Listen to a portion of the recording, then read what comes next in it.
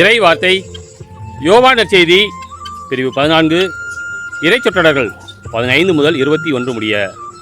இயேசு தாம் சீடரை நோக்கி கூறியது: நீங்கள் என் மீது அன்பு கொண்டிருந்தால் என் கட்டளைகளை கடைபிடிப்பீர்கள். உங்களோடு என்றும் இருக்கும்படி மற்றொரு துணையாளரை உங்களுக்கு தருமாறு நான் தந்தையிடம் கேட்பேன். தந்தை அவரை உங்களுக்கு அருள்வார்.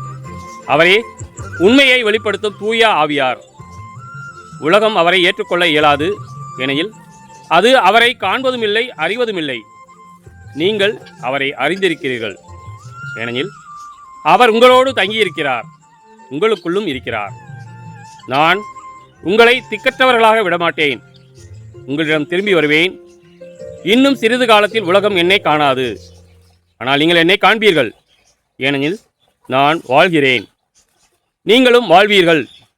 நான் தந்தையுள்ளும் நீங்கள் என்னுள்ளும் நான் உங்களுள்ளும் இருப்பதை அந்நாளில் நீங்கள் அறிந்து கொள்வீர்கள்.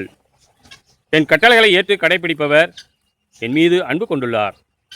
என் மீது அன்பு கொள்பவர் மீது தந்தையும் அன்பு கொள்வார்.